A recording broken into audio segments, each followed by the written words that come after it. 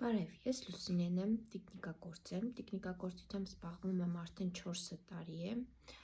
ունեմ գործած բազմաթիվ խաղալիքներ, որոնք սփռված են աշխարհի տարբեր անկյուններով և եկել եմ, որ միասին դու էլ սովորես տիկնիկագործություն։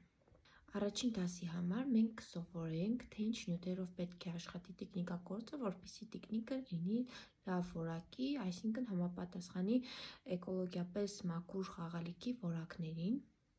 Ես ինքս օգտագործում եմ Yarnart ջինսի այս տարբերակը, ինքը 55% բամբակ է և 45% ակրիլ է,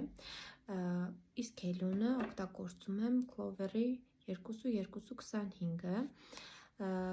այս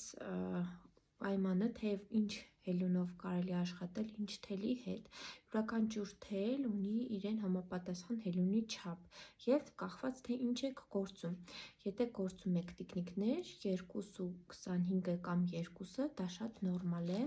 տիկնիկներ գործելու համար, բայց եթե կգործեք շորեր կամ այլ իրեր, դրանց համար դուք պետք է համապատասխան թելին, համապատասխան հելյուն վերցնեք։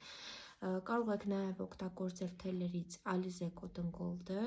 նույնպես շատ որակյալ թել է, իրենք բավականին հասանելի թելեր են ու էկոլոգիապես մաքուր են, որակապես էլ շատ բարձր որակ են ցույց տալիս։ Օրինակ այս արջուկի գլուխը գործված է Yarnart ջինսի թելով, եթե դուք տեսնեք, ոչ մի անցք, ոչ մի թերություն չկա խաղալիքի վրա, դա կախված է հելյոնի և թելի ճիշտ ընտրությունից, պետք է շատ ուշադիր լինել այդ փաստին։